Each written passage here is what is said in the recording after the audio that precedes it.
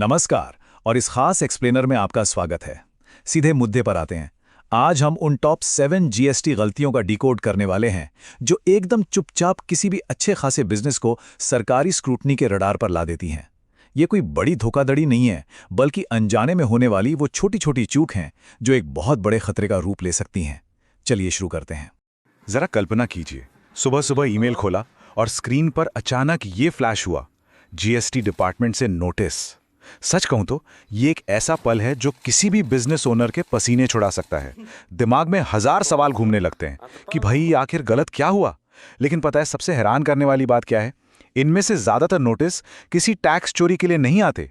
जी हाँ, ये बस रोजमर्रा के काम में अनजाने में हुई छोटी छोटी कंप्लायंस गलतियों का नतीजा होते हैं। तो चलिए इसे थोड़ा गहराई से समझते हैं। हम सब जानते हैं कि छोटे और मध्यम बिजनेस ओनर्स एक ही समय में कितने सारे काम संभालते हैं।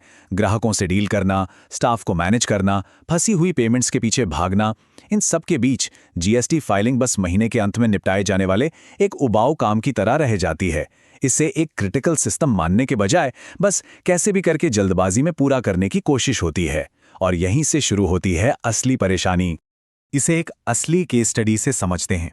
एक बहुत ही शानदार बिजनेस था, टर्नओवर बढ़िया था और हर महीने टाइम पर जीएसटी फाइल भी हो रहा था। फिर भी उन्हें एक भारी भरकम नोटिस आ गया। कोई टैक्स चोरी का इरादा नहीं था, प्रॉब्लम बस उन छोटी छोटी गलतियों की थी जो महीनों से चुपचाप एक के ऊपर एक जमा हो रही थी और किसी का उस पर ध्यान ही नहीं गया। ये बिल्कुल एक टाइम बॉम्ब की तरह है। जब ऐसे ढेरों मामलों को स्टडी किया गया तो एक बड़ा ही दिलचस्प पैटर्न सामने आया। जिन भी बिजनेसेस को नोटिस मिलते हैं वो बहुत पहले से ही कुछ वार्निंग साइन दे रहे होते हैं। उनके अंदर ऐसे जोखिम वाले एरियाज होते हैं जिन्हें पूरी तरह से इग्नोर कर दिया जाता है। इसी अदृश्य खतरे को पकड़ने के लिए एक जीएसटी रिस्क चेकअप का कंसेप्ट बनाया गया है, जिसे हम इस एक्सप्लेनर के आखिर में पूरी तरह से रिवील करेंगे। तो बिना समय बर्बाद किए सीधे पहली और सबसे खतरनाक गलती पर आते हैं, जीएसटीआर 1 और जीएसटीआर 3B के बीच का मिसमैच। और ये बहुत ही शानदार तरीके से इलस्ट्रेट करता है कि प्रॉब्लम कहाँ आती है। मान लीजिए सेल्स रिटर्न हुई और क्रेडिट नोट्स इशू किए गए। अब महीने के अंत में जल्दबाजी में अकाउंटेंट मैनुअल एडजस्टमेंट करके जीएसटीआर 3B में टैक्स तो कम कर देता है, लेकिन जीएसटीआर 1 में उन क्रेडिट नोट्स को डालना ही भूल जाता है। अब देखिए, एक तरफ जीएसटीआर 1 है जिसमें क्रेडिट नोट्स नहीं है और दूसरी तरफ जीएसटीआर 3 भी है जिसमें कम टैक्स दिया गया है। चूंकि जीएसटी का सिस्टम अब 100% ऑटोमेटेड है, वो पलक झपकते ही इस मिसमैच को पकड़ लेता है और बस एक सीधा स्क्रूटनी ट्रिगर जनरेट हो जाता है। चलिए तेजी से आगे बढ़ते हैं गलती नंबर 2 पर, गलत इनपुट टैक्स क्रेडिट यानी गलत आईटीसी क्लेम करना। ये एक पुरानी और बहुत खतरनाक आदत है। आज के ज़माने में सिर्फ वेंडर से मिलने वाले फिजिकल बिलों पर भरोसा करके पूरा आईटीसी क्लेम कर लेना लिटरली आग से खेलने जैसा है। अब सब कुछ डिजिटली क्रॉस वेरीफाई होता है। अगर कोई सप्लायर अपना रिटर्न देर से भरता है या गलत जानकारी डालता है तो वो बिल आपके जीएसटीआर 2B में दिखेगा ही नहीं। और अगर जीएसटीआर 2B में दिख रहे अमाउंट से ₹1 भी ज्यादा आईटीसी आपने जीएसटीआर 3B में क्लेम किया तो सिस्टम तुरंत एक बड़ी सी रेड फ्लैग दिखा देगा। अब आते हैं तीसरी गलती पर जो बिजनेसेस को सीधे रडार पर लाती है, देर से जीएसटी फाइलिंग करना। कई बार टाइट वर्किंग कैपिटल की वजह से फाइलिंग को टाल दिया जाता है, लेकिन ये सिर्फ लेट फीस का मामला नहीं है। ये रिस्क हर महीने स्टैक होता रहता है। पहले महीने देरी, दूसरे महीने ब्याज और लेट फीस का जुड़ना और तीसरे महीने तक सिस्टम उस बिजनेस को एक आदतन नॉन कंप्लायंट यानी बार बार नियम तोड़ने वाले टैक्स पेयर के रूप में टैग कर देता है। इसका सीधा सा मतलब है भविष्य के लिए स्क्रूटनी का लेवल और ज्यादा बढ़ा दिया जाना। चौथी गलती पूरी तरह से ऑपरेशन साइड की है, ई वे बिल की गलतियां। सोचिए माल रास्ते में है और ट्रांसपोर्टर को गाड़ी बदलनी पड़ी, लेकिन ई वे बिल के पेपर्स में नई गाड़ी का नंबर अपडेट ही नहीं हुआ। हाईवे पर चेकिंग के दौरान ऐसी एक छोटी सी कागजी चूक का नतीजा लिटरली एक नाइटमेयर होता है। गाड़ियां जब्त कर ली जाती हैं, इन्वेंट्री ब्लॉक हो जाती है और बिजनेस का पूरा फ्लो एकदम से फ्रीज हो जाता है। ये सिर्फ नोटिस को इनवाइट नहीं करता, बल्कि आपके पूरे ऑपरेशंस को ठप कर देता है। यहां एक पल के लिए रुकते हैं। एक कड़वा सच सुनिए, आजकल जीएसटी स्क्रूटनी पूरी तरह से सिस्टम संचालित है।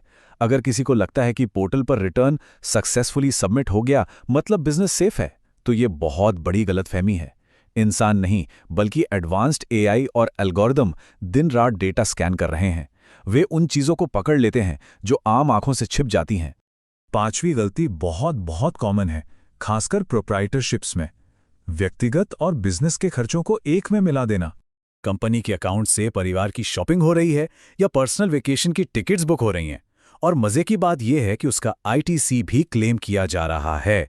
जब स्क्रूटनी होती है तो ऐसे एक दो पर्सनल ट्रांजैक्शन भी सामने आ जाएं तो विभाग की नज़र में आपके पूरे बिजनेस खर्चों की क्रेडिबिलिटी एकदम जीरो हो जाती है।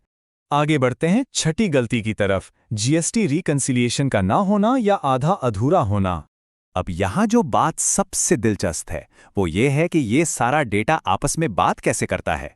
बुक्स की सेल्स जीएसटीआर 1 से मैच होनी चाहिए, लायबिलिटी जीएसटीआर 3B से और आईटीसी जीएसटीआर 2B से। ज्यादातर लोग सिर्फ सेल्स मैच करके छोड़ देते हैं, लेकिन जब इन तीनों लेवल्स पर एक साथ मिसमैच आने लगते हैं और उन्हें इग्नोर किया जाता है तो समझ लीजिए कि रिस्क का लेवल एक्सपोनेंशियली बढ़ रहा है। और अब सातवीं और सबसे बड़ी जड़, बिजनेस में कोई व्यवस्थित जीएसटी सिस्टम का ही ना होना, सब कुछ सिर्फ रिएक्टिव मोड में चलना।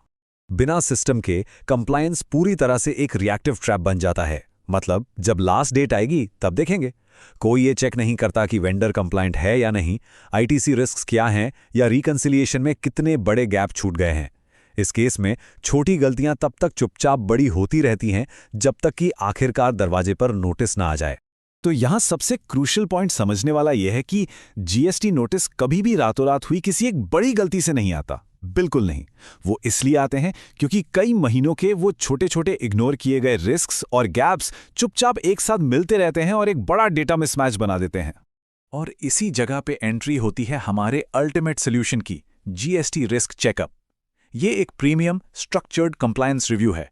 इसे खास तौर पर इसलिए डिजाइन किया गया है ताकि किसी भी डिपार्टमेंटल नोटिस के आने से बहुत पहले ही आपके बिजनेस के अंदर छिपे हुए कंप्लायंस गैप्स, आईटीसी की समस्याओं और डेटा मिलान की गलतियों को स्कैन करके फिक्स किया जा सके। ये ऑटोमेटेड स्क्रूटनी के खिलाफ आपकी सबसे बड़ी ढाल है।